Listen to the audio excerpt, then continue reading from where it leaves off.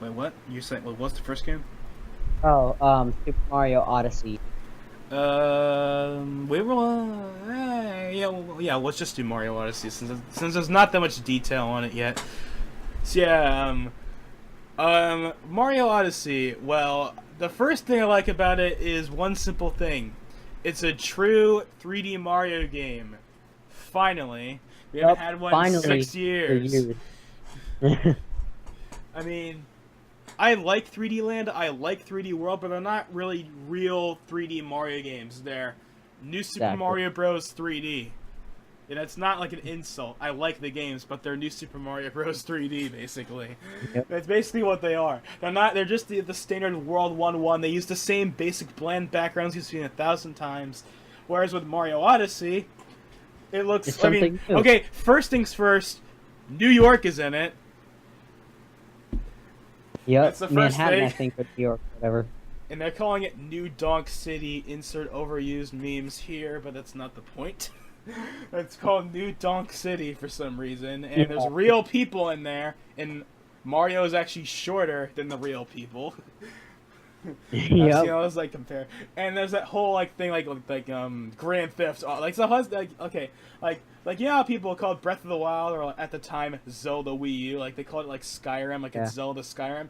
Well, Mario Odyssey is like Mario is Grand Theft Mario. Everyone's calling it's like Mario GTA. That's what basically everyone's calling it. And there's that whole video at someone where they recreated the trailer in GTA 4. Oh, yeah. That was pretty I funny. did that. It's, That was pretty funny. and I remember there was someone in there was like, "What? Why is the new Mario game? Why is he so tall?" And everyone was like, it's GTA 4." Like I was like, "Are you really that stupid? Can you really not tell this isn't really?" Anyways, point is, yeah. Now the only thing that really has any relation to when it comes to GTA is just solely the fact that there's a level, or at least there's a place that takes place in the city. That's Yeah, basically- exactly. I So mean, the only really... I mean, you're not gonna be able to steal cars and shoot Goombas or something. Like that doesn't work. That that would be too bad for a Mario game.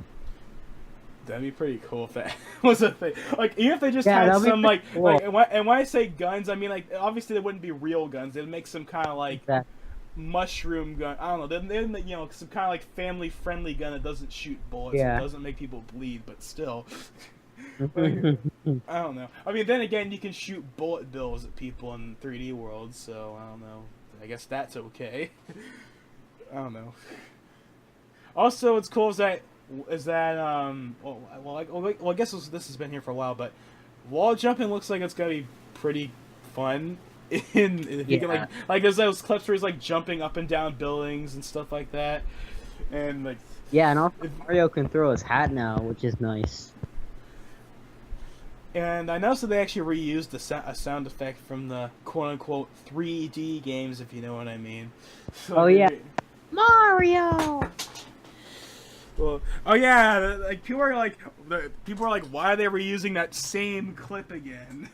Exactly. I like it's the same one they've used in Galaxy 1, like Mario. Like they've used it like 1,000 times. I mean, it's a good clip, but I mean, you couldn't get another. Well, then again, what else would she say? I Their don't voice know. act. I don't know. Also, when I first saw that trailer, I was like, "What is like?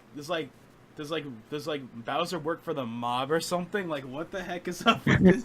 Like, what's up? Like, it's like, was this the 1930s, or is this 1930s New York or something? It's what it seemed like." Also, those little cutscenes where like he has like his car or whatever. I don't know. Like, there was a lot of like galaxy type cutscenes I noticed in the trailer, Yeah. which is awesome. That's a plus. We also It's saw awesome. more footage of that area we saw in the reveal trailer for the Switch that had that like little 6-second clip in like the Spanish themed area or whatever in the desert. They showed like a bit more footage of that. They show there was like a forest area. There was that thing where you could like ride like a sphinx or something like that. Like there was like a lot of strange things in there. Yeah. There wasn't a ton, but there's a lot that it's basically Galaxy 3 on Earth is what the game seems Yeah, to be. basically. I mean, 'Cause even it's the open world. even the logo reminded me of like Same, Galaxy. like Galaxy. It just Yeah. reminded me of the Galaxy logo. So it's like, and I think that, and plus the Earth is on like the logo and stuff like that. Yeah, I think that's like the idea is like Yeah. this is like it's not just the Mushroom Kingdom, which by the way, thank God. I'm not saying there aren't. Right? I mean, there's a lot of places in the Mushroom Kingdom that they could just make up, or down they could visit places from Paper Mario or something. But I mean, there's more to Earth than the Mushroom Kingdom. There's more than there's more than grassland and desert land and iceland and waterland and mountain land. Like I mean like even like the desert place and the forest place look more unique than any of the grasslands and desert lands that have been in the last few games. Like, you know, they're not just using the same generic stuff with the same generic music. Actually, that forest area reminded me of, like, Pikmin, and also that one level in Galaxy 2. There's, like, that one tree area in Galaxy 2 reminded me of that. Yeah, that reminded me of Galaxy 2. Actually, was Yoshi in that trailer? I feel like he was, but I don't think he was. I don't know, I just feel like the Koopa Troopa? No, I was like, I thought like I was wondering like if Yoshi was in that trailer or not. I don't think he was. Oh, I thought Yoshi. I don't know if Yoshi was in there. I don't think he was. I don't know. Maybe when I thought of Galaxy 2, I thought, oh, was it like Yoshi in there? I don't know. It just sounded like he would be in there. But, yes, yeah, there isn't that much stuff in Mario Odyssey. All we've really seen is that one trailer, but it looks pretty good. It's the first true 3D game in forever. And just a side note, since I guess I've been bringing up, you know, all these different things. From what I get out of the trailer, never mind like Digital Foundry or anything like that, just from the trailer, I'm pretty sure that game is 720p. Just based on how much aliasing there is, which... But here's the thing that was interesting. At first I was like, there's no way that could be 720p because the game was at 30 FPS. Like the trailer, when we first saw it, it was 30 FPS. But then when they re-upload the trailer, it was 60 FPS. So okay, it's 720p 60 FPS. Because I was like, if it was 720p 30, I'd be like, there's no way the game runs at 720p 30. even handheld mode, I just don't see that happening. Especially because the Galaxy games were 60 FPS. The 3D World was 60 FPS. There's no way they would go back down to 30 FPS. Maybe for the handheld mode, but not the console mode, that's for sure. So yeah, that was a slight fear of mine. Odyssey, like, I guess it's not going to be running on 1080p 60 FPS, because like from all the trailers they've uploaded, it's only 720p 60 FPS. It's not really the trailer that matters, because I think Mario Kart's trailer is 720p, and that's confirmed to be It is. So, like, I don't know. I'm just gonna look it up because why not? Okay. Mario Kart 8 Deluxe.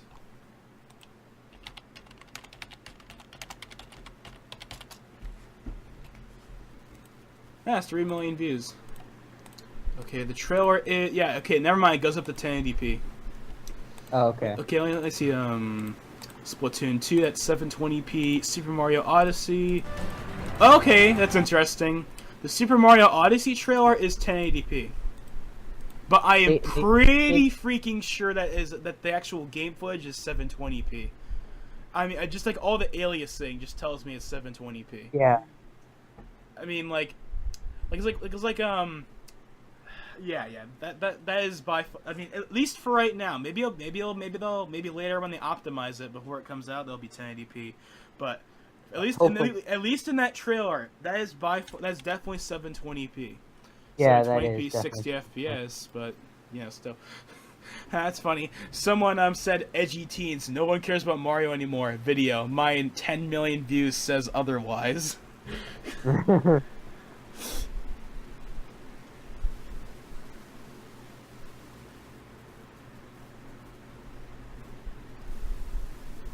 Literally every car is a taxi.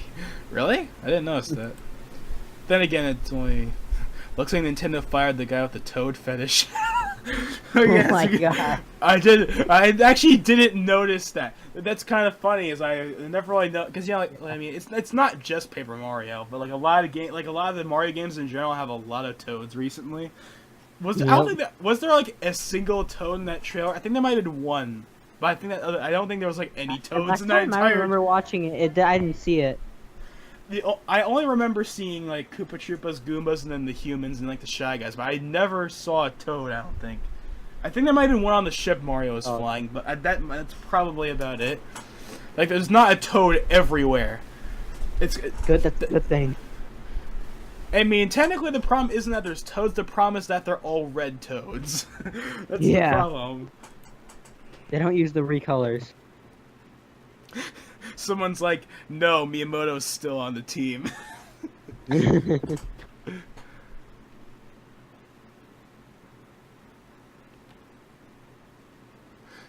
Okay, apparently someone said that Toad is actually Miyamoto's least favorite Mario character. Oh wow.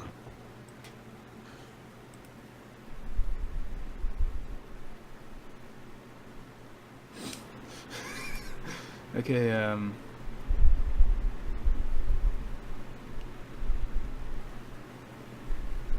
can see the yes.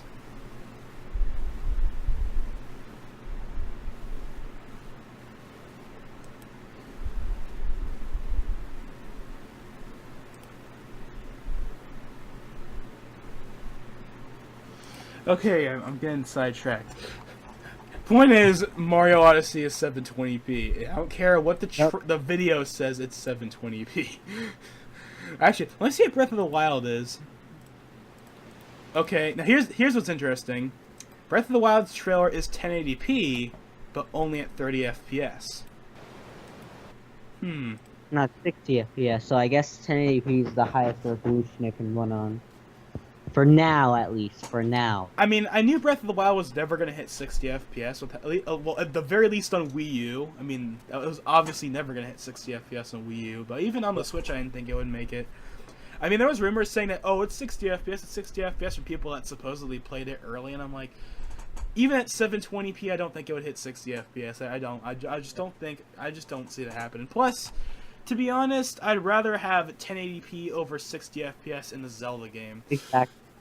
I'd rather, especially because like you want all that GPU power to go towards the game rendering, like having one big advantage that the Switch version has over the Wii U version is that the draw distance is like farther out. Yeah. Like I saw like on the Wii U version, it looks like there's like a bunch of fog everywhere. Not like Minecraft on the lowest setting bad, but like it looks like it's like foggy. Whereas on the Switch version, it looks a lot more. The comparison. It was like the Switch looks a lot better, obviously, because it's a better console, like more hardware. But I mean, like aside from the resolution and that, it's not that much different than the Wii U version, to be honest. I mean, it's not like the difference between like Black Ops 3 on the 360 compared to the Xbox One or something like that, where it's like a big drastic difference. It's like it's very similar. The Switch version's obviously better, but it's not like the end of the world. It's not like the Wii U version is like trash. Like, yeah, the Wii U version, I mean, it was designed for the Wii U, obviously, so it's not going to look bad on it. And honestly, I was actually considering getting the Wii U version just because, I mean, okay, I tried to get the Switch pre-ordered, but of course I failed. Well, actually, you know what? I could have gotten one on Amazon, but the problem with Amazon is you have to pay for the money all at once, and I do not have $300 right now. I was banking on, going to a store and, putting down, like, the money to have it pre-order, like, $50 to have it reserved or whatever, and then I'll just pay the money at one, because, I'll have $300 by day one, but I don't have it now. So it's like, so basically, you're working to get it. Yeah, so it's like the idea is I'll pay for some of it now, have it reserved, and then I'll just have all the money by the time it comes out. But nope. So so basically at this point, unless more pre-orders come out, which I doubt it, and when I say pre-orders, I mean like at GameStop or something, like not online. If it's online, I'm screwed because I can't get it online for reasons I've already stated. Basically, I'm just gonna have to hope on day one they're not all sold out everywhere. I'm gonna have to hope that I can find one. I don't care if it's the gray one, if it's the red and blue one. Like, if I could find a Switch on day one anywhere, that would be awesome. But Yeah. we'll see what Nobody happens. gets to another Wii situation where like nobody can actually buy it. Like Nintendo's demand goes up and their supply goes low. I've heard Reggie say multiple times, don't worry, we'll have plenty of well, actually, but then again, like I think today apparently there was a report that Nintendo's Switch stock in Japan is already been 80% pre-ordered. Like 80% of their stock has already been pre-ordered in Japan. And remember that Japan is gonna be by far, okay, maybe tied with the U.S., but it's probably gonna be like one of their strongest markets because, I mean, remember, this is technically a handheld, and handhelds, like a lot of people here don't appreciate handhelds as much. Like, that's why a lot of people here are like, oh, it's a handheld. We don't care. We just want a regular console. We just want a regular console. Well, if you're in Japan, it's the complete opposite, where everyone wants it to be a handheld, and people aren't really big into consoles anymore. The Vita is like king over there. Just saying. Yeah, that's what's kind of like weird. The Vita bombed over here, but it's to like this day like it's still doing fairly well over in Japan. I mean, I think I Yeah. saw like a list of like I think that actually last like on VG charts there's like a little listing. I know for a fact that it's sold more than. Yeah, but point is, like, well, in Asia in general it does pretty well, but in Japan, yeah, the Vita is a lot bigger than it is over here. Handhelds in general are just more, like, even the PS4 isn't selling that well in Japan. Like, it's the king over there, obviously, in terms of consoles, but it's not like as big as it is like in Europe, for example, where like everyone has a PS4, and like there's like 2 people that have a Wii U or 2 people that have an Xbox One or something like that. Like, so it's like, yeah, like the PS4. I think of all the regions, it's sold the least in Japan. I think actually, I don't know. Just people aren't really because in Japan it's all about mobile and stuff like that, but and handhelds as well. So that's why the 3DS even probably still gets it because I mean. The 3DS's support remaining is only Japanese. There's no Western third-party support outside of indie games for the 3DS. Like you don't see Ubisoft or EA or anyone like that releasing 3DS games. So basically, all that's left is like Square Enix, Level 5, and Nintendo as far as the 3DS goes. So there's really not that much left. So it's basically staying alive because of the Japanese market. And. But the point is, the Switch is going to succeed in at least one area, and that's Japan, because Japan loves their handhelds. And as I said, I mean, like people keep it's technically sold out everywhere, but it's like it's sold out faster in Japan than any other region. Pretty much. Like I think like within like the first day, like 80% of the stock was reserved or something like that. Like I think that's like like it was like even like if you thought it was fast here, it was like 9 times faster over in Japan. That's how much people really wanted to Switch. So yeah, I mean it's a good thing for us as well because it means if it sells well enough in Japan, that'll be good enough for Nintendo to keep making more games for it, and therefore we don't get screwed over again. Yeah. Like with the Wii U, where they drop support halfway through because the system isn't selling well enough. We'll just drop it and make a bunch of 3DS ports. So. Yeah, so, okay, I got sidetracked again. What were we talking about before? I think Mario Odyssey. No, we were talking about Breath of the Wild, I think. No, Mario Odyssey. No, oh, yeah, I was looking up, like, the different resolutions for the trailers and okay. stuff. Oh, yeah, I remember we were looking up the resolutions for the trailers, yeah. I remember now. Like, yeah. Basically, yeah, last thing I was saying is that Mario Odyssey, the trailer may be 1080p, but at least for right now, the actual game, I guarantee you, from what I've seen so far, is 720p. But it's 60 FPS, so that's good enough, I guess, for now. Yeah. And besides, the game still looks good. I mean, it looks... I'll admit it kind of looks like a Wii U game, but... I mean, whatever. I don't really... The Wii U's graphics for me were honestly fine. That wasn't my issue with the Wii U. My issue was that Nintendo abandoned the thing. That was my issue with it. Is that there weren't enough Nintendo games for it. Because they dropped the thing 2 years in, basically. But, anyways, enough about Mario Odyssey. Point is, the game looks good. Okay, let's move on to Splatoon 2, I guess. And of all of the Switch games, this is the one I'm by far the most excited for. Because, I mean, the Wii U, the Wii is graphics for me were honestly fine. That wasn't my issue with it. Is that there weren't enough Nintendo games for it. Because they dropped the thing 2 years in, basically. But, anyways, enough about Mario Odyssey. Point is, the game looks good. Okay, let's move on to Splatoon 2, I guess. And of all of the Switch games, this is the one I'm by far the most excited for. Because, I mean, Splatoon is tied with Smash as my favorite game on the Wii U. And Yeah, same. I think that Splatoon had a lot more in store for it, but they kind of stopped with the updates. We never got Yeah. Octolings. We didn't get any more maps. They stopped doing the Splatfest. They just kind of stopped like in mid 2016 with the updates and stuff. Kind of disappointing in my opinion. I think they should have kept doing that stuff up until the release of Splatoon 2 or at least the Switch or something. Like at the very least keep the Splatfest going. That doesn't require them to add any more content. It's just a Splatfest. Like, why did they even stop doing those? Honestly, I don't even know why they stopped doing those. SpongeBob and Patrick Splatfest, that was great. Great. I almost feel like they were like. I almost wonder if they were like they did that intentionally. Well, I don't know. That was a really weird Splatfest. I also remember the one like when they had like Transformers for some weird reason. Like they had some really weird. Oh, have you seen the ones that Japan did? They had like there was a lot of ones that are based off of food and drinks. I think there was one where like it was like milk versus iced tea or something like that. Are you kidding me? And there's different. And there was one where it was like chicken ramen versus another type of ramen. Like there was like some really weird stuff in there. Weird. Like Japan. Well, I mean it's Japan, but still, it's like they had a lot of weird. Actually, I'm gonna look them up. Just curious. Let's see. They have to have a list of all this stuff. There's no way they didn't have a list of all this stuff. I have a list. Okay, here we go. Here's a list. Yes. Yeah, most of them were fairly. I mean, there's also the Pokemon one.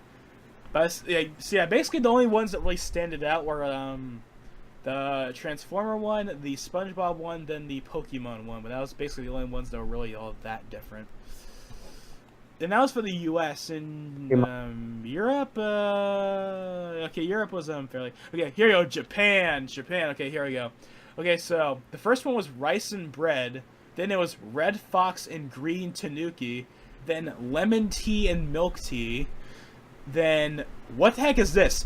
Boke and tukami? What the heck is that? I don't even know what that is. Yeah. Okay. Why did they do this before? Did they do this in the U.S.? I don't think they did this in the U.S. But okay, this one's interesting because it sounds like something they would do in the U.S. But I guess they just decided not to because it fits with the game. But whatever. Squid versus octopus. They seriously didn't do that in the U.S. That'd been perfect. I mean, it's so basic, but I mean, come on, that'd be so. Okay, did they ever do that? I feel like they might have done that. Did they? Let me see. Or something like that. It feels like they would have. Okay, no, they didn't. No, they didn't. Never mind. Okay. Oh yeah, I remember this one. This is one that was controversial. It's probably why it didn't come to the U.S. Love versus money.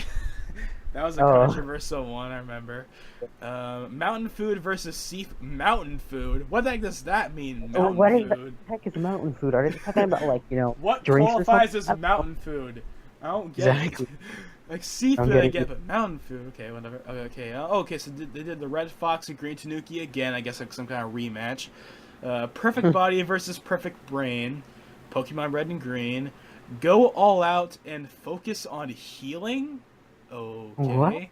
What? That's all. Okay. This one's really weird, and I'm gonna tell. And this is legitimately what it says: tuna mayonnaise Oni girl and red salmon Oni girl. What the heck is that? I don't. What is that? That's so weird. Because it's Japan. Mushroom Mountain versus Bamboo Shoot Village. What the heck? I feel like that's supposed to be something in Splatoon or something in Mario Kart or something, but that's not something we see at all. Okay then. Yeah. What the? There was a Miitomo event? Oh, okay. Never mind. Okay, I figured out what some of these are. A bunch of these are crossover events. Okay, the Oni Girl thing, that was apparently some crossover with 7-Eleven of all things. And the Go All Out and Focus on Healing was a Dragon Quest focused event. Okay, then. Okay, some of that makes sense. Okay. Anything else? That's just something else.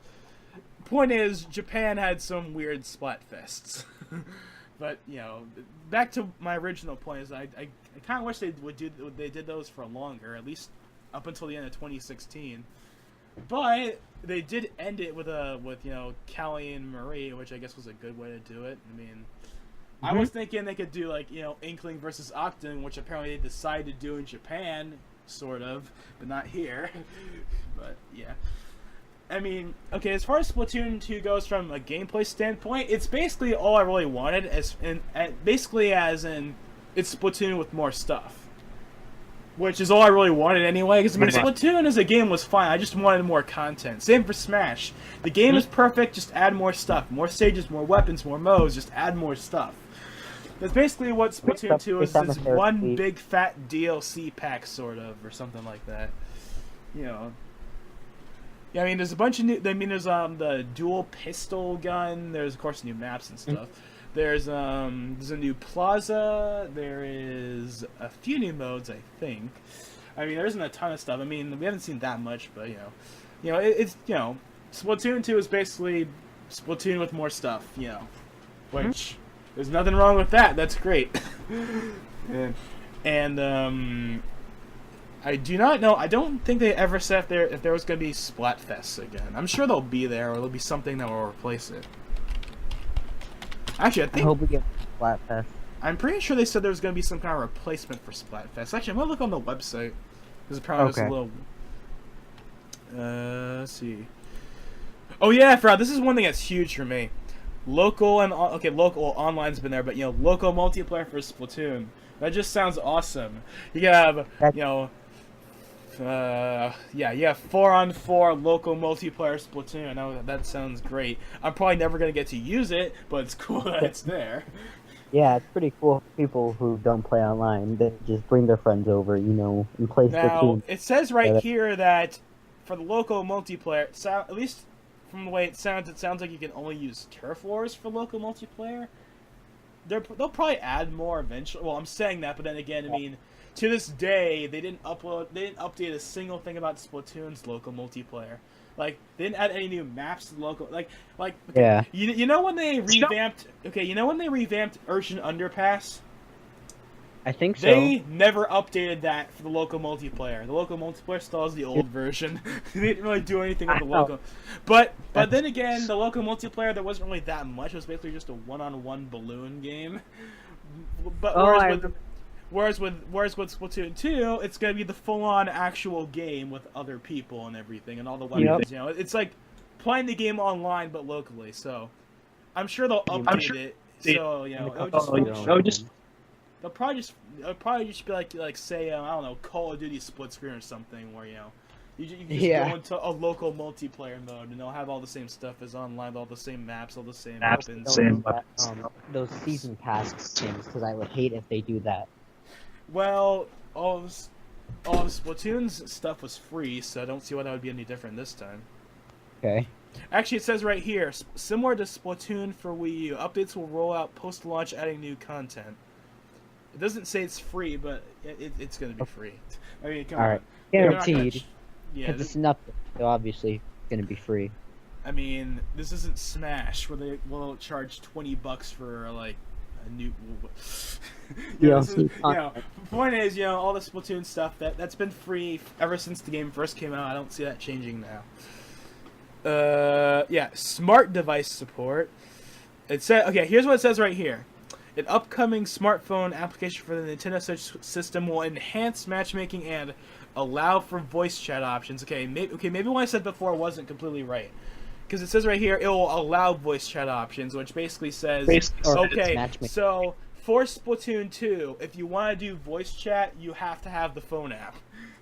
Yeah. But it only says that for this game. It doesn't say it for every game. Okay. And even then, I don't know why. Going back to the whole thing we talked about before about the phone app thing. Even if you had to use it, why is that such a big deal? I mean, you have your phone on you 24/7. What's so hard about using it for voice chat? Like, I'm just saying, like, you always have your phone. I actually remember, I think it was Derek on Game Explained. He said that would be a problem because his phone would die. If you're playing online, chances are you are playing in front of your TV or monitor, right? Which means you have it in the dock, which means I'm Yeah. pretty sure you have access to a outlet. Just plug in Pretty your much. charger. It's like, come on. I mean, that's such a simple thing. Okay, like if you're maybe if you're playing online at some like Wi-Fi hotspot in an airport or something, that'd be harder. But I mean, still, it's like just find some outlet or bring like one of those battery chargers or something. I don't know. It's like, come on. I mean, that doesn't sound like it'd be. That doesn't sound like it would be that big of a deal. But yeah. Right here it just talks about Turf War. It doesn't say any of the other modes, but I'm sure they'll be there. If not at launch, they'll come later. Although they'd be pretty stupid to not have them at launch. Also, this is kind of an interesting point. From some of the screenshots I've seen of Splatoon 2, it either looks basically the same as the Wii U version, or it looks dramatically better. It's kind of weird. Like, there's this one screenshot where like the ground has pretty detailed textures, and then there's like another one where like there's like barely any. So it's kind of weird. I think it looks better than the Wii U version. I mean, that Splatoon on the Wii U already looked pretty good, aside from the whole 720p with no anti-aliasing thing I talked about before. But aside from that, the graphics themselves weren't that bad. Yeah. And this definitely looks better. Like I could tell, like the. Oh yeah, another thing about Splatoon 2 that we knew about ever since the reveal trailer for the Switch back in October is that they're adding some stuff that people have been wanting, like new hairstyles and more clothing options and stuff like that. New weapons. And then new weapons. So yeah, there's the dual pistol thing that they showed in the trailer. There's also the 2 rocket launchers or whatever. That's what I'm gonna call them, rocket launchers. From what I've heard, they supposedly cut out the ink strike, and I think that's simply because of the fact that you can't really use it. Well, actually no, you could. I mean, like in Call of Duty games, for example, when you like fire a Hellsat, no, not Hellsat. Wow, I'm forgetting the name already. Like that one score streak where like you fire a rocket down everyone or whatever. I forgot the name of that. It brings up a little screen where you can select where you want to land. Wow, they could just do that. I mean, yeah, they could do that. I mean, it wouldn't be as convenient as just clicking something on the gamepad, but of course you can't really do that on the Switch. So I guess that's probably, from what I've heard, that's why it was. It's not confirmed if it's cut out. I just heard it was cut out from the people that have played it. So I mean, it's not now. For me, that's actually kind of a big deal because that's like the only special weapon I would use in Splatoon. It was basically just the ink strike, but yeah, I'm sure I'll find something else. Also, and this is the one thing that is kind of annoying though, and I'm hoping that the smartphone app will allow you to do something like this, but you can't. I mean, like, I was wondering, like, how are you gonna show the map? How are you gonna show the map? How are you gonna be able to teleport different characters, right? Well, you have to press a button, and then the map will show up, and then you can teleport that way. Okay, that works, but then it's kind of clogging up the screen and interrupting the gameplay for a few seconds, which might not sound like much, but it's like, you couldn't just assign all that stuff to the D-pad or something, like. Yeah. Well, okay, actually, no. It is on the D-pad. Oh wait, so they did. Okay, never mind. They did my idea. I was saying to a few months ago, like okay, well since there's no gamepad, you can't have you can't use the gamepad for anything anymore. How are they gonna do the spawning, because you have to tap on the screen to spawn other people? And I was thinking, they could just assign it to the D-pad, because I mean no one cares about the little taunt, and even then if you have this taunt still, which I think the taunt is still in there. There's like 3 other buttons you could assign to the other characters, and yep, that's what they're doing from what I've seen on the screenshot. And here's what's interesting. It also is that the down button takes you back to the spawn, which is something that was not in Splatoon before, I don't think. But yeah, I don't know if I'm not sure if you have to go to the screen for you to be able to do any of that, or if you can just do that like by yourself without having to look at the map. But if you want to look at the map at all, you have to bring up a little menu, which is a little annoying because it gets in the way of the game. Yeah, I was hoping either one of 2 things: one that makes sense, and one that's like a desperate, it's never gonna happen, but I wish it would happen. Either one, let you be able to use your actual Wii U gamepad. I mean, I was like, why not make the gamepad compatible? I mean, why not? Granted, the people that could use that are small, but I mean, people like me that are perfectly fine with just using the Wii U gamepad for Splatoon as it is. Why not just be able to use that again as a controller? At least on the TV, of course. I mean, it wouldn't make sense to use it on the. I mean, that'd be kind of weird, right? I mean, the Switch itself is basically a gamepad if you have the Joy-Cons on it. So it's like I'd be playing Splatoon on the Switch screen with the gamepad. It'd be so weird if I did that. That would be kind of weird. But yeah, so that's a little annoying. But you know, I was hoping that because Battlefield 4, for example, that had an app where you could like looking like at commander mode. It was like a little like mode where you could like look at the whole screen, where you could look at it on your phone. They should. I was thinking they could do that. Good. Like they could have like a Splatoon 2 companion app or something, or it could be a part of the Switch. Yeah, that app. would be a lot better because when you think about it, when you open up the app, it'll like tell you what to do or guide you somewhere where like it won't interrupt your game. You know what I'm saying? Yeah, you don't have to pause the screen to bring up or bring up the map to teleport or whatever. Just open up your app you can just have your phone sitting next to you like you would like the. Yep, pretty much. I mean that probably wouldn't be as convenient as say the gamepad where you just look down, look back up because it's right on there because it's all part of the same controller. But I mean it's better than the map than just clicking the X button and having to look at the map. And then you get like interrupted, I mean, ultimately the map isn't that big of a deal, but it's just like it's one of those like minor things that I would wish that they did a little differently. But I don't know. I guess that's the sacrifice you get when you go from 2 screens back to 1 screen. Yep. I'm looking at a picture of the plaza, and I'm pretty sure there are like I think there's definitely more stores in this one. Like there's 4 stores in the first game. I can already tell it looks like there's more stores. You know, there's not that much you can see, but I just feel like there's at least like more. There's definitely more stores. Yeah, like for example, they're gonna have like a pants store. That's basically a guarantee, because we know there's different like pants you can wear and stuff now. So that's definitely gonna be a store. So that's 5 stores right there. Oh, and you can have new hairdos. So there's gonna be like some kind of like barber or whatever the heck they're gonna do for that. So that's 6 stores. So there's 6 stores right there. So yeah, so it's like there's like there's like 6 stores right there. Yep. But yeah. Okay, so oh yeah, the dodge roll. That's a new move. Okay, I forgot about that. Ooh. That's apparently the thing you get with the like the dual pistols. They're called the splat dualities. That's apparently like the special thing you get with it is called the dodge roll. And so yeah, there's not a ton of stuff on it, but yeah. One thing we don't know anything about at all basically is the single player.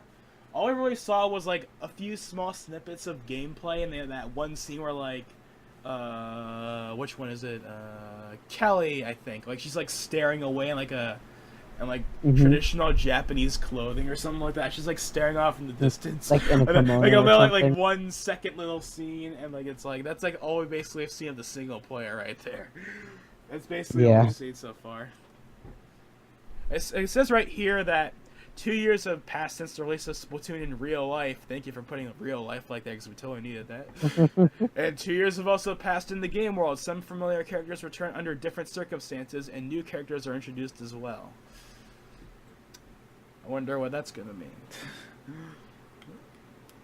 But yeah, so aside from that, there's not a ton of stuff we know about it, but on the surface, it's basically Splatoon, but better and with more stuff.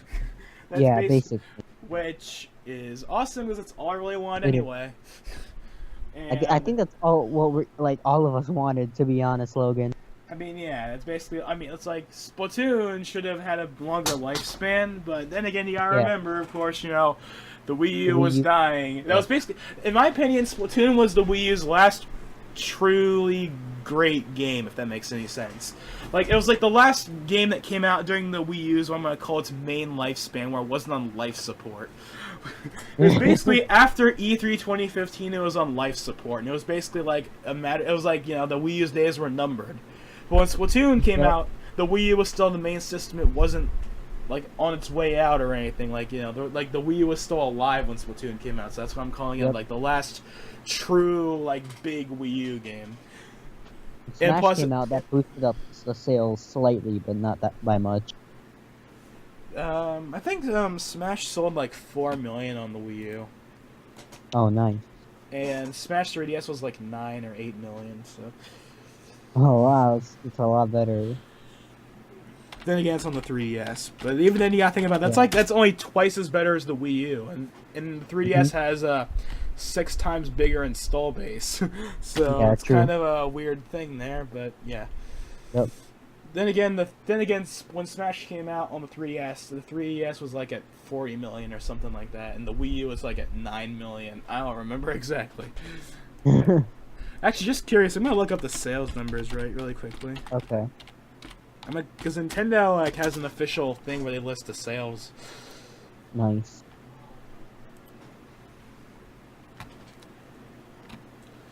I see they changed the website again. Ooh.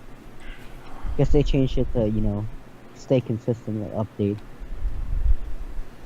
Because I mean, yeah, it seems like all the different well, aside from Nintendo of America has sort of changed, but like definitely like the European and Japanese websites, they've been like changing their layout more, probably to coincide with the Switch and stuff like that.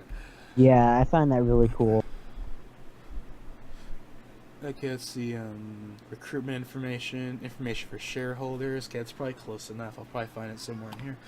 Oh yeah, Super Nintendo World. I forgot about that. I actually completely forgot about the whole theme park thing. I haven't really even thought about Oh that. yeah, Man. same with like Universal and all that stuff, like that whole theme I park. don't know. with I'm like the Universal. one person that does. I mean, I keep saying the one person, but it's like I don't really care because I don't really care about theme parks. Granted, a Nintendo theme park is probably a good enough reason for me to start caring, but I don't like I don't care as much as like Andre or anything like that, where like he's like, I'm so excited, I've waited for this my whole life. I'm not like super excited for it. It's just like, okay, it's I'm gonna excited. be a thing, then cool, but I don't really care all that much. Okay, let's see. Okay, wait, I need to go back one. Here you go. Sales data. Hardware and software sales. Okay, the Wii U is at 13.36 million units, and the 3DS is at 61.57 million units. Jeez. The 3DS is like a king compared to the Wii U. As software sales, the Wii U has actually sold about 100 million software sales, and then the 3DS has sold about 300 million software sales. Or it has like 300 millions. So, no.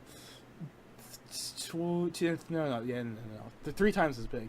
Okay, let's look at software individually. Yeah. Okay, the best-selling game on the Wii U is Mario Kart 8 with 8 million. It's just a straight 8 million. It's not even a point anything.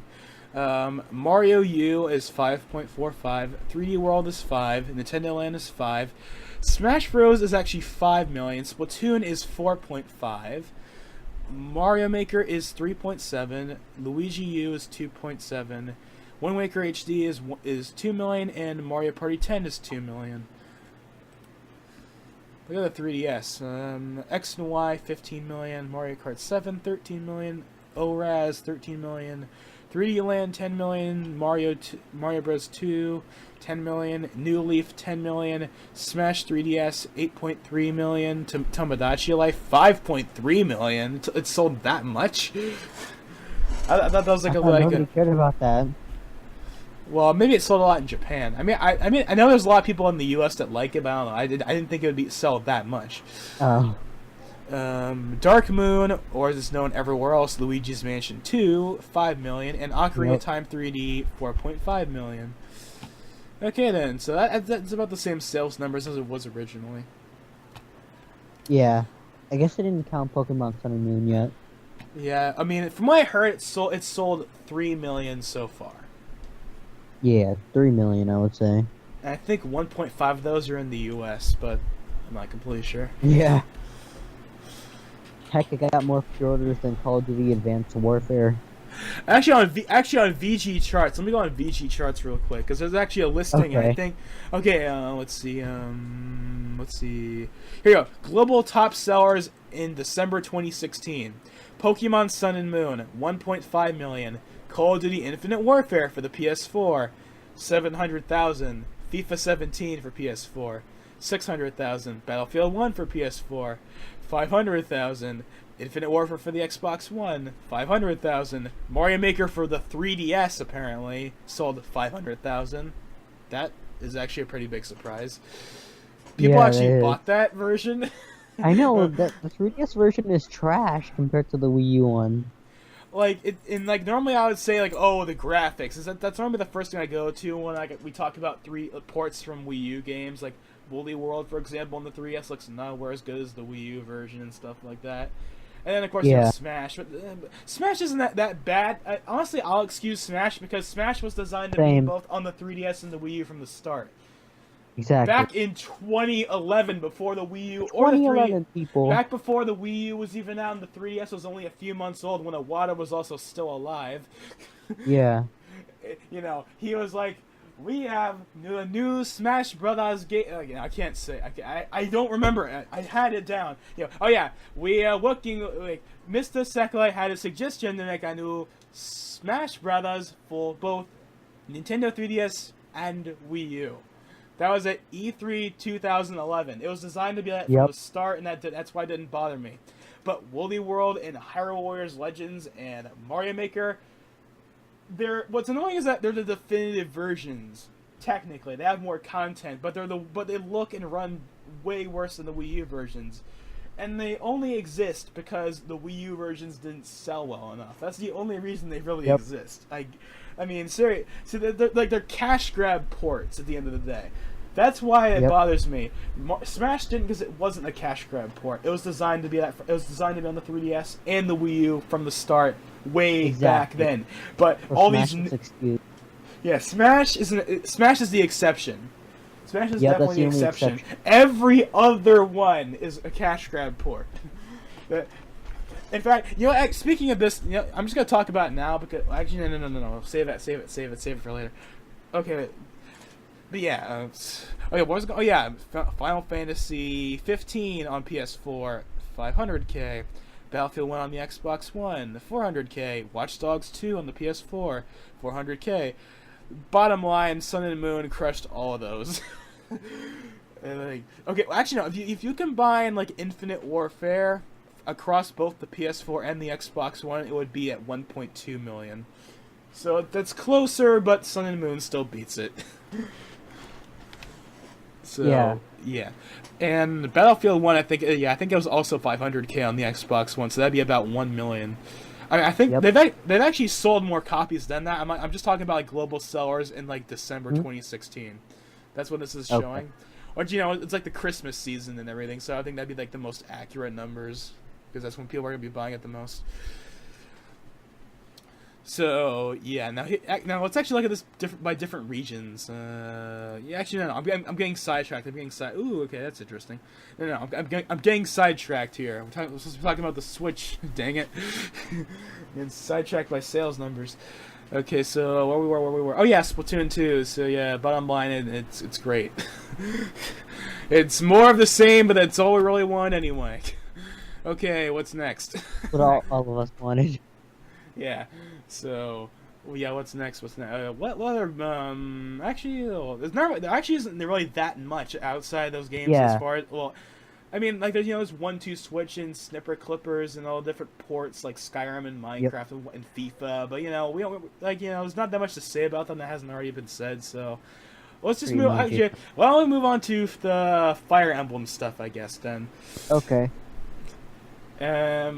Personally, the only thing that really interested me, like as far as Fire Emblem in general, so far, I mean, like at least as far as stuff that was announced recently, is just really Fire Emblem Warriors. Like I'm not that big into regular Fire Emblem. I mean, I want to try it, but I was thinking about getting Awakening. I was thinking about getting Fates, but it was on the 3DS, and it's like, you know what? I want to play it on the 3DS. But there was never really one on the Wii U unless you count that port. What? I'm doing something right now. Porn? No, but I'm doing something right now. Do you want to smash later? I don't. If you want to play Smash later, it's fine. I'm in the middle of something. What's something? I'm recording a video right now. Oh, hey people. Subscribe to my channel, Big PP. Wow, you're so funny. I know. I have more subscribers than you. Great, I'm going to have to cut this part out. This video is probably like 2 hours long, so that's great. I gotta scroll through all of that. Podcast. Can you guys just get out so I can record my video?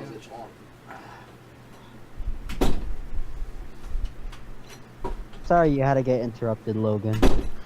Great, I'm about to scroll through all that footage. Okay, I'm gonna just in 3, 2, 1. So yeah, Fire Emblem. So yeah, yeah.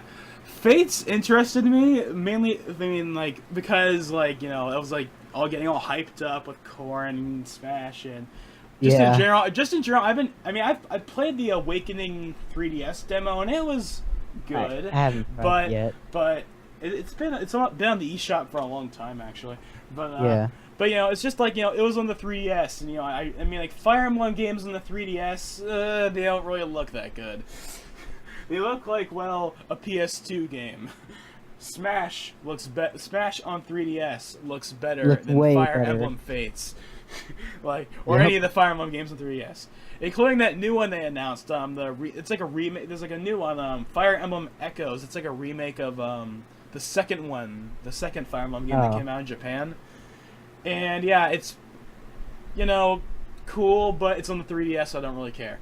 But here's the big thing, aside from Fire Emblem Warriors, is there's gonna be for the first time in like literally a decade, there's gonna be a brand new Fire Emblem on the Switch. Now, I don't just mean like a full-on Fire Emblem game, because as even they themselves said, there hasn't been one since. I think they said Path of Radiance, which was on the original Wii, came out in 2007. Yeah. So, it's going to be 11 years since then when this game comes out, because, yeah, it's coming out in 2018. We know nothing about it other than it's a thing, so there's not that much to say about it. But the fact that it exists is like, thank you. I've been wanting to play a Fire Emblem game, but I don't want to play it on the 3DS. I want to play it on a home console in HD. Thank you, Intelligent Systems. Nice you can at least do one thing right. And then, of course, Fire Emblem Warriors. Which we technically, that was announced at the Switch presentation, but we also saw some more gameplay of it in the recent Direct. All they really showed was like a little cutscene of Chrom fighting some people or whatever for like 5 seconds, but still. And I could definitely tell, yep, that's definitely a Warriors game.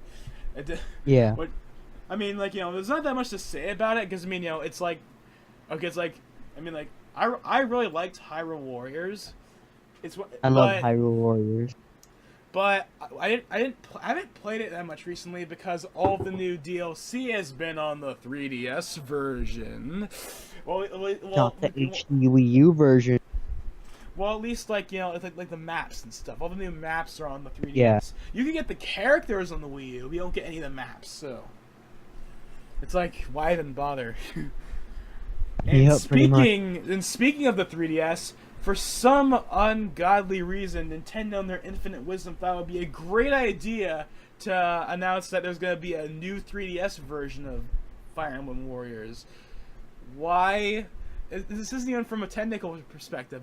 I can get into that. The fact that it's a new 3DS exclusive just says it all. But the fact that there's literally no point to having a 3DS version because the Switch is portable. So what are you gonna buy? Pretty much. The 240p version you can play on the go, or the 720p HD version you can play on the go? 720p HD. It's like, come on! It's like that's a simple question. Plus, exactly. You have to play. Now, at first, this seems like it's another cash grab port, just in case the other version doesn't sell, right? But here's the thing: it's a new 3DS exclusive, which means the player base is a lot more limited. You don't get that 60 million install base you get with the regular 3DS. You get something that's a lot less.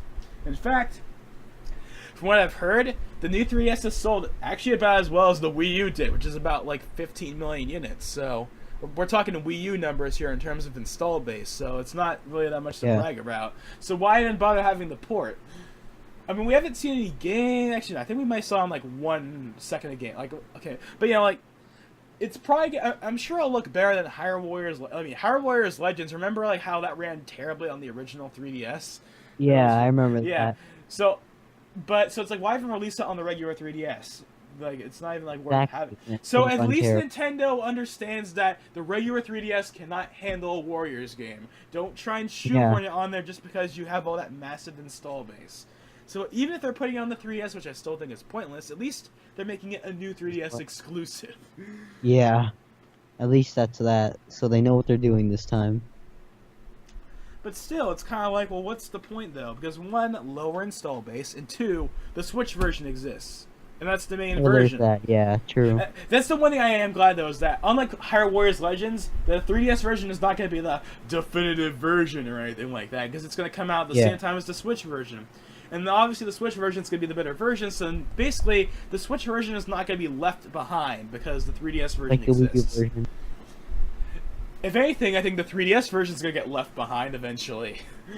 Yeah, I hope it does. I mean, that Because we version, have- that version strip shouldn't even exist to begin with, simply because Exactly. never mind the technical reasons, never mind the install. It's just the fact that the Switch version exists and it's portable and it's HD. So there's literally zero reason outside of we want extra money to make a new 3DS version of the game. Yeah, and it's there's like no point. Like the 3DS version is just pointless. But you know, like with Mario Maker, people are probably still gonna buy it. It probably won't sell as well as the Mario Maker port did, though, because you know it's new 3DS exclusive. And remember, this is coming out in like fall 2017, so you know. Yep. There's gonna be a lot I know more Nintendo Switches out ambassadors there. would buy it. Nintendo ambassadors, what? Yeah. You know, Nintendo brand ambassadors. Like Abdallah. Why don't you just say like Nintendo sponsored channels or something like Yeah, that? Nintendo sponsored channels. Or you know, the channels that definitely Nintendo that. like gives review copies to or whatever. Yeah. They probably. I mean, yeah. I'm not saying people aren't gonna buy it, and I'm sure people are gonna buy it and they'll enjoy it. I'm just saying it's like, it's pointless and it's gonna be massively inferior in every way. The resolution, the frame rate, the graphics, the content, I guarantee you, will be less. Maybe not launch. Maybe the base game will be the same. But I guarantee you, there's gonna be less DLC on the 3DS version. Yeah, because it's it doesn't have as good a hardware as the Nintendo And Switch. plus, and I guarantee you that Fire Emblem Warriors is probably gonna be Nintendo's last big 3DS game. Yep. Because I mean, Pokemon Stars is coming out on the Switch, so Pokemon's Yeah. moving. Because Pokemon has always been it's been like, you know, it's like the thing that keeps a Nintendo handheld hanging on for dear life for like 2 years. And that's what I mean. Yep. I mean, look at the DS. Like Black and White and Black and White 2 are like basically the only two games that came out in those 2 years that were on the DS that were actually big. Everything else is on the 3DS. So, since Pokemon's moving over to the Switch, which has been traditionally the last thing that ever comes out on Nintendo handhelds, and I think that keeps the Nintendo handhelds quote unquote alive for a few years. Basically, the 3DS is going to be dead in 2018. Yep. There might be Pretty much. I'm sure there'll be like 1 or 2 games at the very beginning, but there's not going to be anything like after like at least mid 2018, at least. Yeah, I could see that. By then everything is going to be Switch, unless somehow some way they announce a new handheld by then, if there is a new handheld. I don't think there will be. It doesn't make any sense. Yeah. But I mean, this is Nintendo, wouldn't. and but it's like if the They could Switch do sells, anything. because the Switch is a handheld. I mean, it basically is a handheld. So when they're gonna make another handheld, the only thing that would be different is that other handheld would probably have 2 screens on it. But, Yep. but it's like still, it's like there's no reason to make another DS. The Switch is the successor to both the 3DS and the Wii U. We don't need another one. We don't need another 3DS. We don't need a 4DS. We don't need anything like that. Yep. We don't need a 1DS. Oh yeah, yeah. Actually, it would be the 1DS. But so yeah, it's like Fire Emblem Warriors is gonna be like one of the last, if not the last game released on the 3DS that's made by Nintendo. There'll probably still be a few indie games and maybe a level 5 release. Yokai Watch Yokai Watch Busters, 4 or Watch- something like that, or something. I don't know. Yeah, Like- or something. I don't know.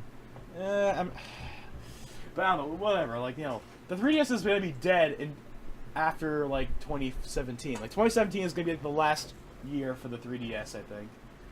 At least as far as Nintendo's support goes. I don't think But there's for gonna be third like parties, I think like level 5 will still support it because they have like Snack World and like a few other properties coming out. Snack World comes out on the 3DS I think in August, like this year. Like it comes out August this year. Okay. But they don't have anything for 2018 yet. And Ni-no-Kuni 2 is coming out this year too, so that doesn't count either. Like if they made a Switch port of that or something like that, then maybe that could be 2018. I don't know. But point is, yeah, Fire Emblem Warriors is going to be basically the last real Nintendo game on the 3DS, unless there's like some surprise Pokemon port, which I highly doubt. Actually, now I think about it, I wouldn't be surprised if they released Pokemon Stars in the 3DS. Because yeah, I think they would do like honestly, the whole I wouldn't be surprised. I really wouldn't be surprised if they did 3DS a few months after that. I mean, it's kind of. I mean, I keep saying they're pointless, but this one actually makes sense because I mean, the generation. Because I've been thinking, okay, the next remake is going to be Diamond and Pearl, right? I would want that to be on the Switch. I don't want that on the 3DS because Diamond and Pearl was my first Pokemon game. I want to experience it in HD. I want to have it in HD. If I'm gonna make a remake, I want it in HD. I don't want it in 240p on the 3DS. Same. At the very least, it would have like the new Sun and Moon models, where like Sun and Moon looks way better than ORAS or X and Y in terms of graphics and stuff. But yeah. But still, it's like yeah. I'm hoping. I mean, but I'm thinking they might release either Diamond and Pearl's remake or or Pokemon Stars on the 3DS as well. But they would still release it on the Switch, and then once that generation's done, then they're done with the 3DS. It's all Switch from there. But at the same time, we haven't heard any rumors that they're gonna be bringing Stars to the 3DS. So maybe Sun and Moon really is the last day, or maybe they'll go what they do with Yokai Watch does, and they'll just update the game. They'll have like some Stars patch for Sun and Moon or something like that. That adds like a bunch of content from Stars, which would be kind of a ripoff because it kind of well at least unlike with Yokai Watch, you can play Stars in HD, whereas you know, buying a new version of Yokai Watch on the 3DS isn't really that big of an incentive if you can get most of that content on the version you already have via an update. But with Sun and Moon and the Stars, you know, Stars is in HD, so it's like it's a whole different thing there. Whole new experience. Yeah. And the only thing that would be kind of weird is, and I actually haven't thought of this that much, but like how would they do the game? Like because like you know, Pokemon has been using dual screens for over a decade, and now we have to go back to the old Game Boy layout where everything is on one screen. That's gonna be kind of a drastic change, to be honest. Because I know people are like kind of concerned how they're gonna do that, but then again, people are like, "Well, we've been playing Pokemon on the Game Boy for years. Like, what makes it so? We'll just go back to that layout, basically." And they can't do anything on the touchscreen anymore because you know, the Switch has a touchscreen, but you gotta remember it's gotta be in the dock, so they can't design the game to use the touchscreen at all outside of maybe menus or something if you're in handheld mode. But they can't like make a gameplay mechanic designed around it or anything. So.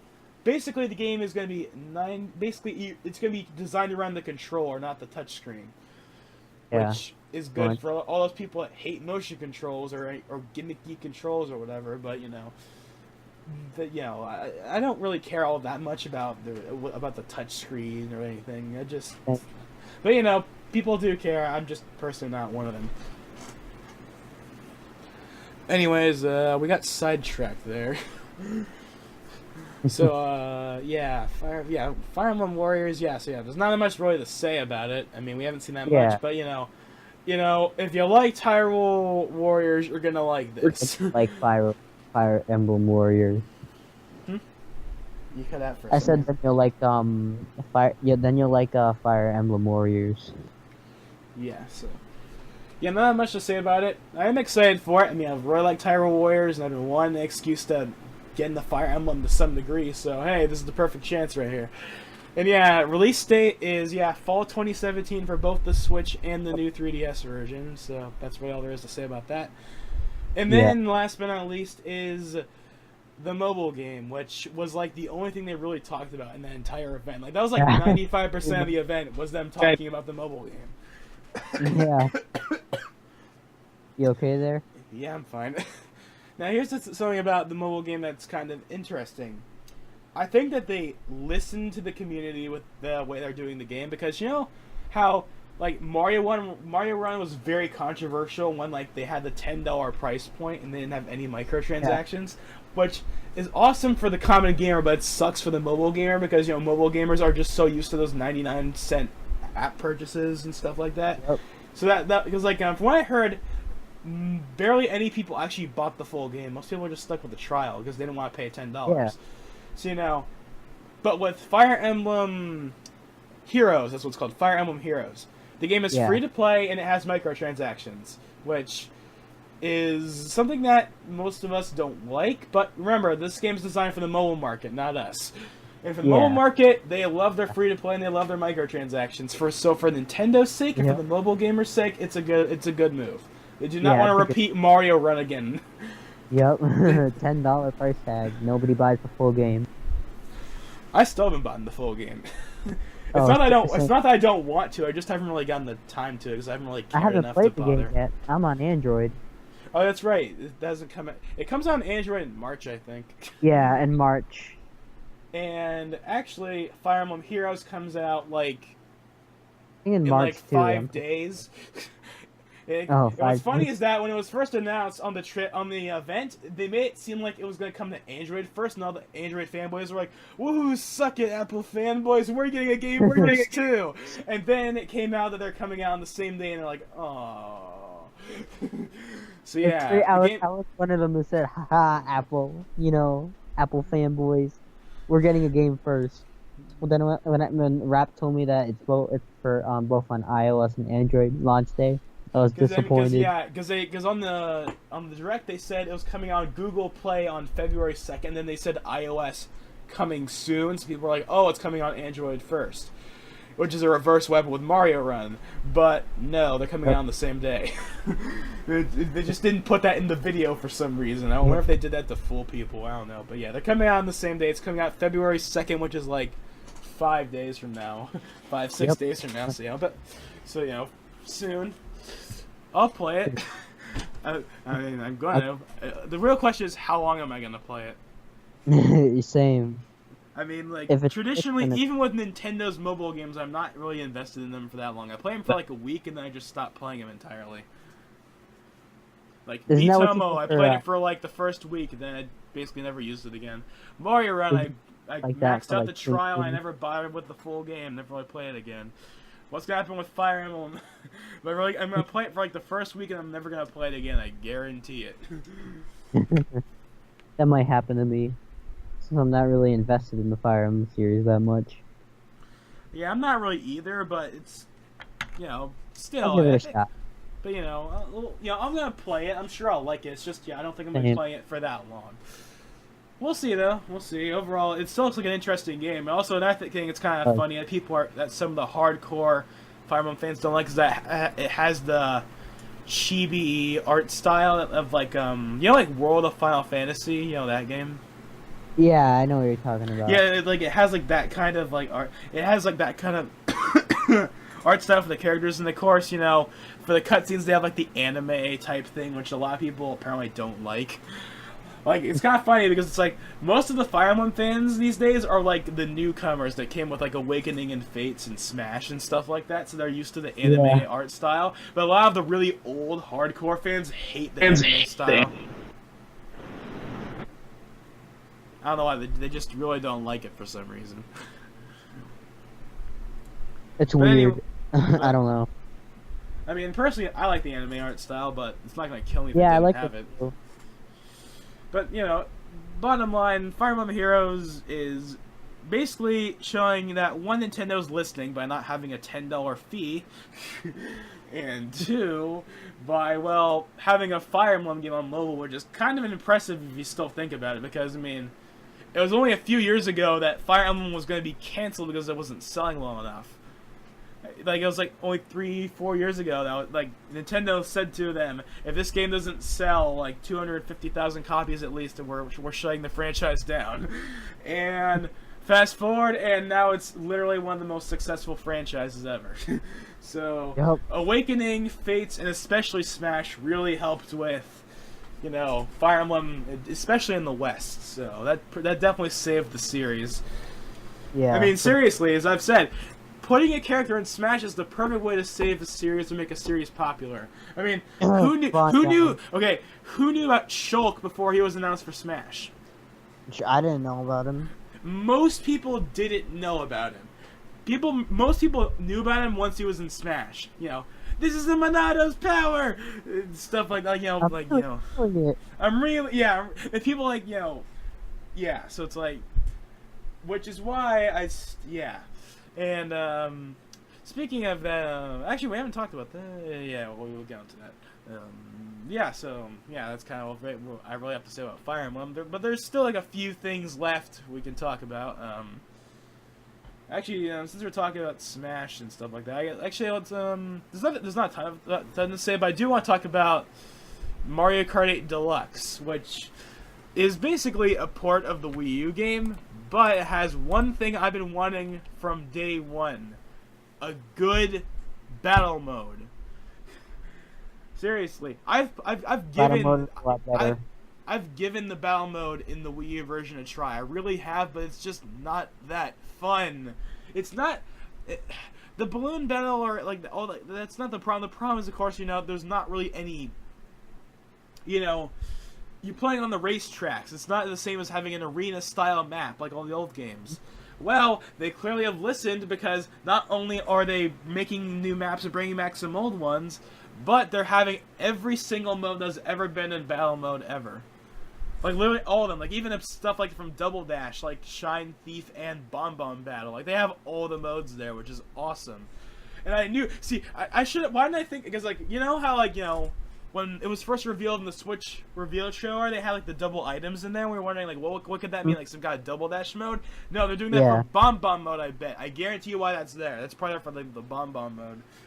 Because, I mean, that's... I don't know.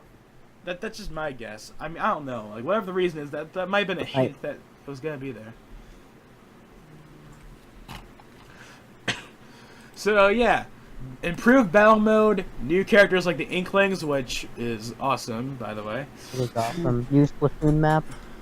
Oh yeah, a new Splatoon map. Yeah, they have Urchin Underpass in there. The only complaint about the port is that, from what we know, there's not going to be any new racetracks. It's all like, they're just adding the new characters and adding battle mode, and that's it. At least for now. I'm sure they'll have DLC later, because, I mean, there's obviously going to be more DLC. But, you know, at least at launch, that's all we're really getting, which... Yep. Even if we have to pay $60 again, honestly, I'm okay with that, because battle mode is enough of a reason for me to buy the game. I mean, I was gonna buy it anyway because it's a Mario Kart game. I don't care if it's a port. I'm gonna buy it again. I'm gonna buy it. But it's just like, but you know, it's like even if it's $60, like having a battle mode back is because I mean, I love Mario Kart 8's racetracks, but the battle mode is what always gave the Mario Kart games longevity. Like Mario Kart Wii, for example. Long after I stopped playing on the racetracks, I just played battle mode 24/7 online. That's basically all I played for like 2 years until Mario Kart 8 came out. And then when Mario Kart 8 came out, it's like, okay, I did all the racetracks, but then it was basically, yeah, I didn't have any reason to go back to the game.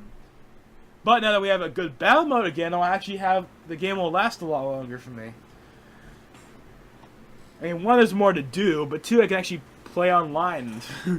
Yeah. I don't have something to do other than just race the same people again. Like, you know, battle mode, and plus we have all the modes now, and we have more maps and everything. So it's like, battle mode is just, I've been wanting that since day one. I want it to be DLC on the Wii U game, and I'm glad that's finally happening. And of course, Inklings, which, by the way, the fact that Inklings are in Mario Kart means that they're going to be in the Smash port. They're going to be in the Smash port. It's a guarantee. They wouldn't put them in Mario Kart, but not put them in Smash. There's just no reason why they wouldn't. Exactly. There's also Bowser Jr. They brought Bowser Jr. back. They have King Boo. I think there might be like another one. Yeah. What's interesting is apparently they removed the Mii. Like you can't play as the Mii, from what I've heard. At least that's what people saw in the demos and stuff. I'm sure they're still there. I mean, they didn't remove Mii's from the Switch. They're still there. They're not the main focus anymore, but they're still there. I'm sure they didn't remove the Mii character. That wouldn't make it. Because, I mean, yeah, how I know they didn't? They announced new Mii costumes for Mario Kart 8 for like Amiibo and stuff. So they're still there. They just weren't on the screen, obviously. During the video.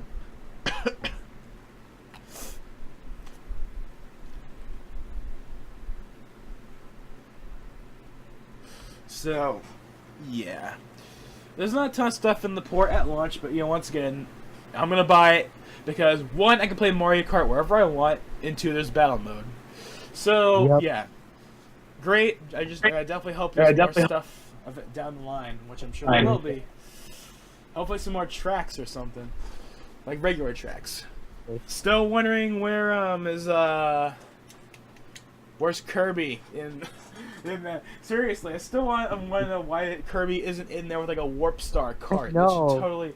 That would be Because great. once again, going back to that trailer, why did they put that in there and not put it? And that was before Mario Kart 8 even came out. Like I thought that was like some kind of hint that Kirby would be in Mario Kart. I mean, once we knew that, like, remember when the Mercedes-Benz cars were announced? Well, that was like really weird. They had that really weird, realistic trailer.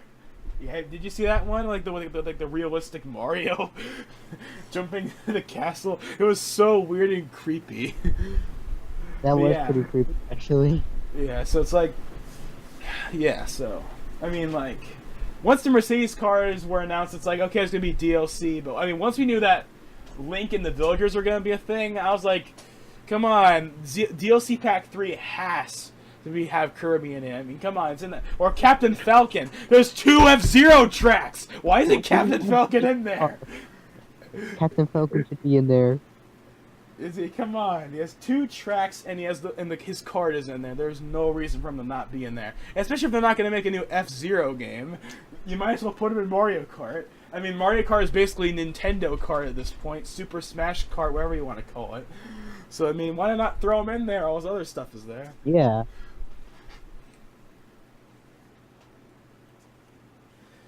But, yeah, I mean, Captain Falcon and Kirby should definitely be in there.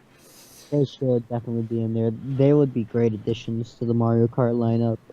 Maybe that can be for DLC Pack 3 and 4, or what? Well, they wouldn't call them that, obviously, but you know, DLC Pack 1, that'll be great. DLC Pack 1 and 2 on the Switch. Yeah, they should totally be in there. Yeah, they should totally be in there. Not gonna lie, they should be in there. Well, we can It would be hope. an opportunity, if they didn't put him in there. Hmm? It would be a missed opportunity if they didn't put him in there. Yeah, well, we'll see. Yep, we'll just have to wait and see. And anything else really? Like just in general, like I really can't think. I think that's like about it. Yeah, I think we covered everything. I'm pretty sure we covered everything. Let me go ahead and scroll through that list of games just to make sure I'm not missing something important. Let's see. Oh yeah, that's right. Sonic Mania that got announced for the Switch, which really Yeah, shouldn't be that- that shouldn't be a big surprise. But I mean, that still brings Yeah. up a question: how come they didn't announce that when it was first revealed? I mean, they announced that Sonic 2017 was going to be on the Switch right there in the Yeah. first trailer. Why not Mania? That was announced the exact same day during the same stream. Like, what the heck was the point of waiting until now to announce it?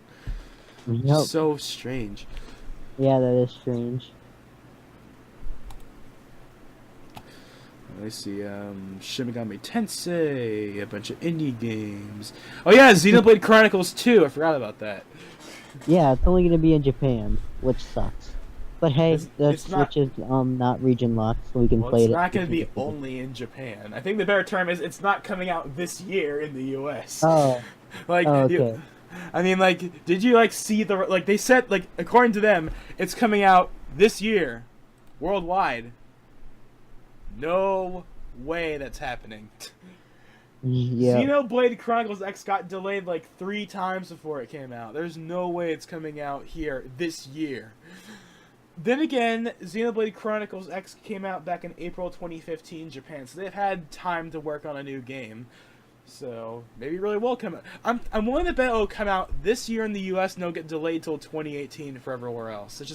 I'm just guaranteeing that. Yeah, One that thing- is probably it. One thing that is interesting though is that since it's called Xenoblade 2, that means this is a direct sequel to the first one, not like I always called like X the sequel, but it was kind of a sort of spin-off, an alternate universe or like a different dimension or something like that.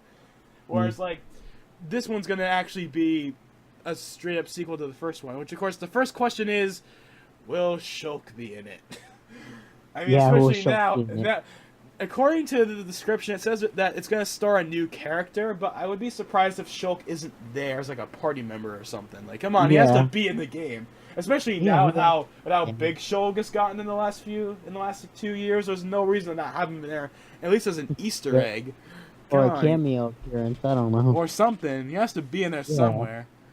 Or maybe just have it so you can like get the Monado blade or something like that for the main character. I don't know. They gotta have some reference to him somewhere in the game. I mean, come on, especially because it's a direct sequel. There's no reason to not have it there. Yeah. But yeah, so not much to say about Xenoblade other than it's a direct sequel to the first one, and it's coming out this year so far. I'm still betting it's going to be delayed until 2018 for everywhere else, but we'll see. Yep. We shall see. If it comes out this year, then that's great, because it's another game that Nintendo could use. And it's an RPG, a JRPG to be specific, but still. Plus the Xenoblade games. Whoa, I think I'm close to the mic. There's an echoing noise. What happened? Something happened on your end because I heard an echoing noise. I could hear myself. But anyways, yeah, like Xenoblade games, like have always pushed the hardware to their limit. I mean, the first Xenoblade was on the Wii, and look how big that game is. Look at Xenoblade X. Remember that one trailer where he jumped off the waterfall and it showed you how big the world was? Yeah. Like that, yeah. So it's like Xenoblade games are big, so that's definitely this is definitely gonna be pushing the hardware. Yep. I mean, heck, the Xenoblade games seem to push the hardware even. I mean, like, actually, it's not just one time. And this one should push it even further because I mean, like, I was gonna say, oh, what would be bigger, Breath of the Wild or Xenoblade? But then I gotta remember, Breath of the Wild was made for the Wii U, so so they pushed as far as they could as far as the Wii U goes. Xenoblade 2 is being made for the Switch from the ground up. It wasn't a Wii U game, so they could probably make an even bigger world. Yeah. So, which probably means it's going to be 720p, but oh well. Yeah, it doesn't matter. As long as it's in HD and not 240p 3DS resolution, then we're good. Actually, now I think about it, it'll probably be like 900p or 1080p 30 FPS, because I mean, it's an open world game, so it's not going to be 60. I mean, Breath of the Wild is 1080p, so supposedly. But yeah. Point is, yeah, it's definitely gonna push the hardware to its limits. Yep. Oh wait, actually wait. I think the main character might have the Monado, or like a Monado version 2 or something like that. It looks like the Monado. It looks like it. Watch that character getting smashed. Watch the main character getting smashed. I mean, if Xenoblade really is taking off like it seems like it is, then they're gonna put him in Smash and have like another Xenoblade character. They put like every character in Smash that it's like taking off popularity. I mean, it's like you think that Fire Emblem has enough characters, just wait until you get to the Xenoblade lineup. They just throw all the characters in there. It'll be Fire Emblem again.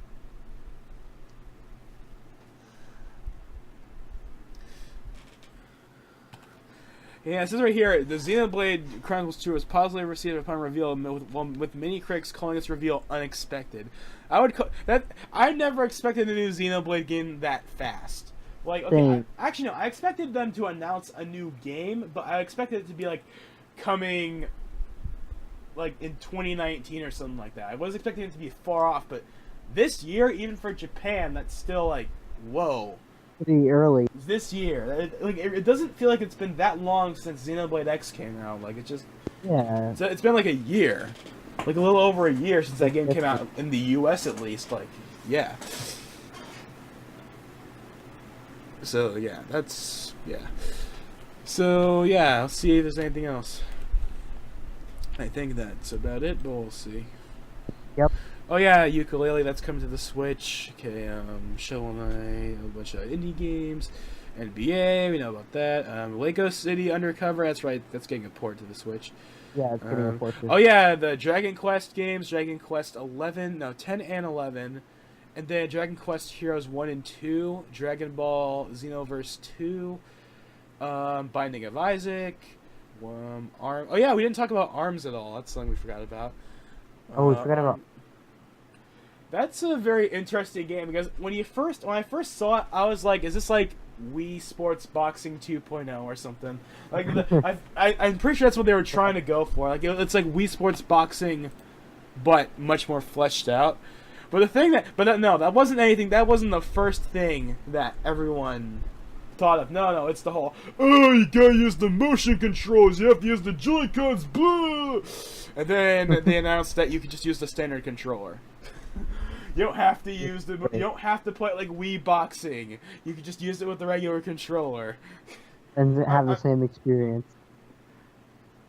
So it's like you don't have to, I mean, it probably would make the game probably plays better with the motion controls, to be honest, but you don't have to play them like that.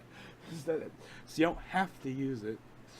Yeah, it's like optional. If they made a Punch Out on the Switch or something like that, they would have that. But I guarantee you, people would have complained a lot less if there was a new Punch Out and if they showed the Joy-Cons being used. I don't know, because ARMS is a new IP, whereas Punch Out is like been around since the NES or something. I don't know. I don't think if this was a new Punch Out game, I guarantee people would not be mad nearly as much. But if you put away the whole motion control thing fiasco, that isn't even true anyway. Apparently, a lot of people really like it, and apparently people are already voting for it to be an Evo. In the game, it's like the system isn't even out yet, let alone the game. People already want it for Evo. I want it for Evo. Let's see what else is on here. Cube. Okay, well, I got a very good question right here. Why the heck is Cube Life Island Survival getting a Switch port? I have no idea. Minecraft is Minecraft has already been confirmed for the Switch. Why would you ever need Cube Island Survival? Exactly. There's literally 0 points. Literally 0 point to having it. Yeah, I would agree. But whatever, I guess it's their thing. We're also getting story mode. Oh yeah, we are also getting story mode announced down here.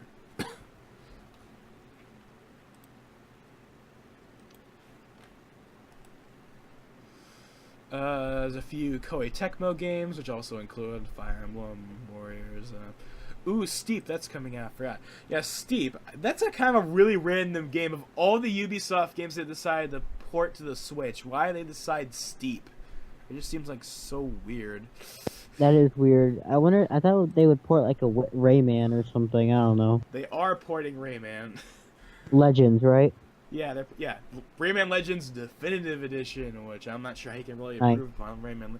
I've played Rayman Legends. It's a good game, but how can you really improve upon it? I don't know, just add new levels or something. Yeah. But, of course, there's the Bomberman game that's already been talked about. Ultra Street Fighter 2, which, by the way, why the heck are they making another Street Fighter 2 port?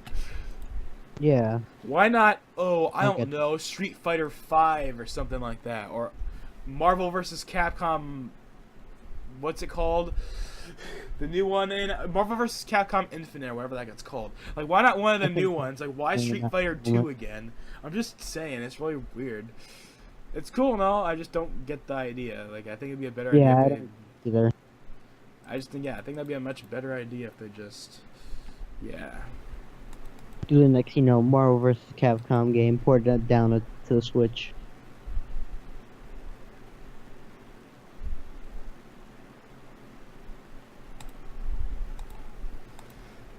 Okay, then whatever they. But I don't know. I mean, I don't want to hear the excuse that the game can't run. I've seen Street Fighter 5 in low mode. It could totally run on the Switch. Yeah. And plus, it's running like the Unreal Engine. We already know Unreal Engine works on the Switch. That's been confirmed. I mean, they can find a way to get it on there. They can find a way. They always can find a way. As everyone has said for eternity, if the system sells, they will find a way. The third parties will come if the system sells. It may look like a 360 game, but they'll find a way. Like Dragon Quest Heroes, for example. Dragon Quest Heroes. People have shown screenshots of the Switch version compared to the PS4 version. It's actually not as big of a difference as you think it would be. I mean, there's less particle effects and stuff like that, but it's not that big of a difference. Yeah, not that big of a difference. But then again, Dragon Quest Heroes is like, it's a cell shaded type. It's a stylized game. That's the term, stylized game. It's not like Battlefield 1 with its ultra realistic graphics or anything. So Yep. that'd be a lot easier to a Dragon Quest game. I wonder. Yeah, easy to port down. That'd be easier to do. Yep.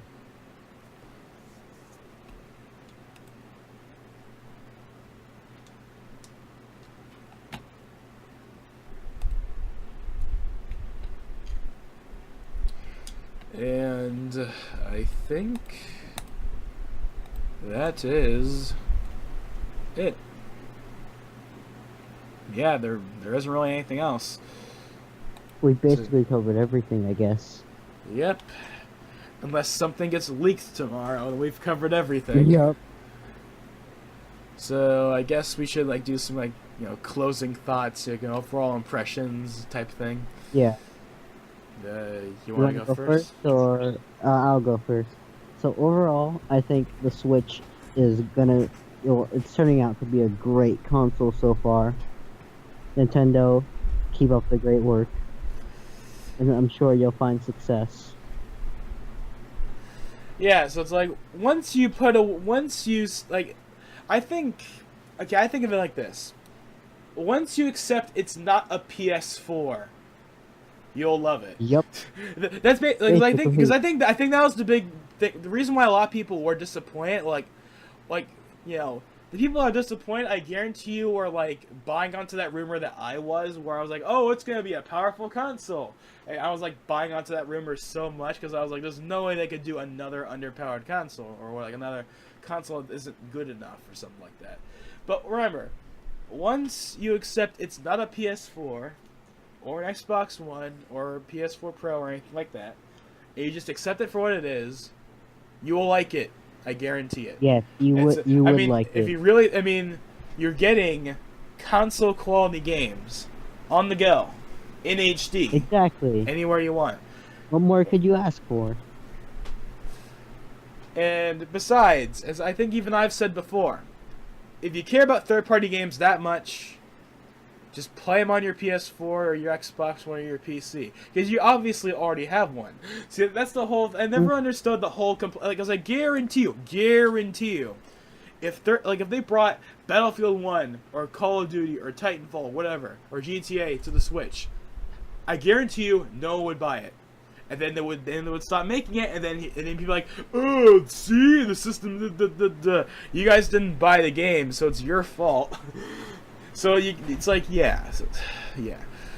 So it's like people, yeah. So it's like people aren't gonna, because the truth is, even if they came out and they were exactly the same as the other versions in terms of content and graphics and everything, I guarantee people would still not buy it because it's the Nintendo version, or they just wouldn't buy it in general because I could. Yeah.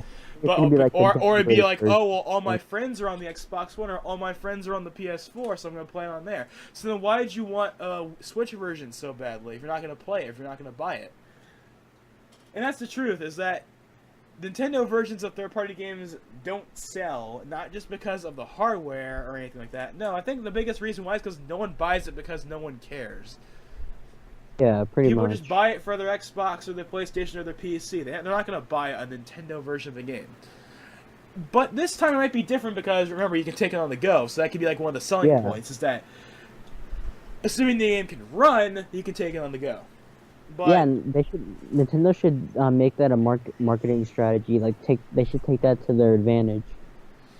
I mean, that's something that they have been doing recently. So okay. It's once again, there was like I said at the very beginning, there was that ad they released where they literally had a guy sitting on the toilet playing the Switch. That's how committed they are to pointing out that you could take this and play it anywhere.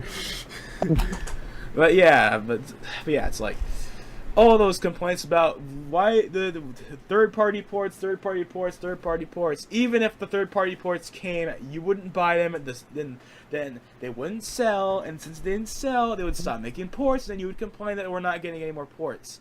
If you want the ports, you better buy them. That's the only way that we're going to show developers that we care. The only way. Yeah. But yeah, so long story short, I am mostly happy with the Switch. Aside from the whole you have to pay for online thing, I'm very happy with it. We got Splatoon 2, we got Mario Odyssey, we got Breath of the Wild, we got the Mario Kart port, we're gonna have the Smash port, we're gonna all have like Xenoblade, like there's a lot of stuff. I mean, like there's not a ton of stuff right now, but you know, there's a lot of stuff coming, and that's what matters. Yeah. And remember, there's still stuff that they haven't officially announced yet. Dang it, the echo effect. But you know, Pokemon Stars, the Mario Rabbids crossover game, the Smash port. Like, there's more on the way, obviously. To look forward to, yeah. So, yeah, I would say like 8 or a 9 out of 10 for me. Like, aside from the online, I'd say that Nintendo nailed it for me. But then again, I'm like a Nintendo fanboy that'll buy all their systems, no matter what. It could be like a piece. It could literally be like a cardboard box, and I'd still buy it. Okay, maybe not that. Okay, I'm not that much of a fanboy. But like, point is, at the end of the day, and I think people need to accept this as well.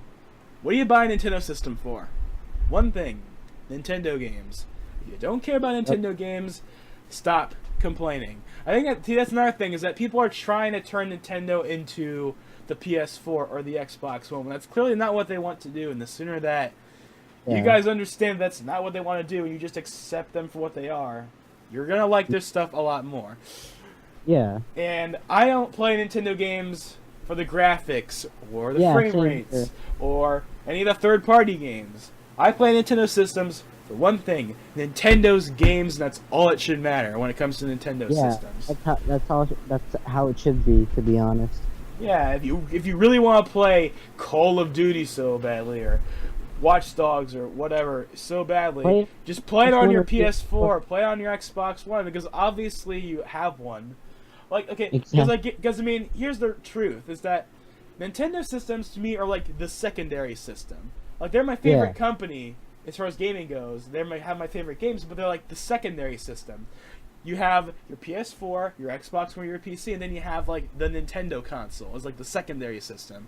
That's what they've been for a long time, so why should that be any different now? That's how I've always treated Nintendo systems. It's like, oh, okay, I play most of my games on the Xbox One or the PC, but then I play my Nintendo games on the Wii U and now the Switch. It's like, I don't really get the big deal. Mm-hmm. And once again, even if there were third-party games, people wouldn't buy them. Or at least not enough people would buy them to show like Ubisoft and EA and Activision that we care. That's the simple truth. That's just not what... Yeah.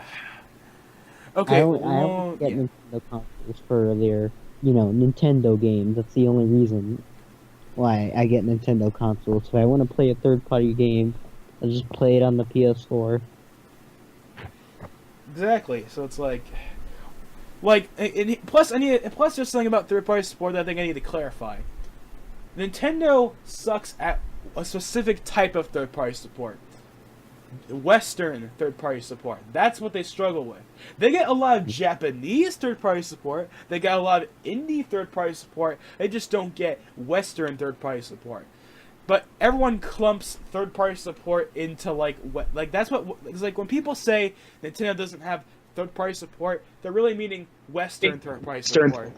That's what they're talking about. That's what everyone thinks of. They think of like Call of Duty and stuff like that. That's what counts as third-party support to them. When they're forgetting about Square Enix or Level 5 or other Japanese companies. Nintendo's a Japanese company. It's like, and all the indies and stuff. Like, I mean, personally, I'm not really big in indie games, but they still exist. As far as like big, it's like Nintendo's always had good Japanese third-party support. It's just they don't have a great support from Western third parties. But once again, even if they came to the Switch, no one would buy them anyway. So yeah. Okay, I think I've gone on over this long enough. Bottom line is, I'm excited for the Switch. I'm gonna try and get one day one. I couldn't get one pre-ordered in time. I waited too long. GameStop was out. Best Buy was out. So I'm just gonna have to hope and get lucky. Yeah, you get lucky. And you have anything else you want to say? Nah, not really. Okay then, well, I hope you enjoyed listening to this 2 hour and 45-minute discussion. We have a new record! A new record has been broken. Yes. That's like 3 Game Explain discussions in one. Yep. So yeah, I hope you enjoyed this really overly long discussion. And it's been nice to have another discussion because Yeah. they're always a lot very interesting and they're not really boring. I mean, they go on for a long time. I mean, look how long this one is. Just a lot to But talk it's about. entertaining. Yeah, and it's so much better when we have someone else here. It's a Yeah, lot more it boring is. when it's just me. So, Glad to be Logan. I'm glad you're on here too. Thanks. And with that being said, this is Logan589XP signing out. And I'll see you guys next time. See you guys.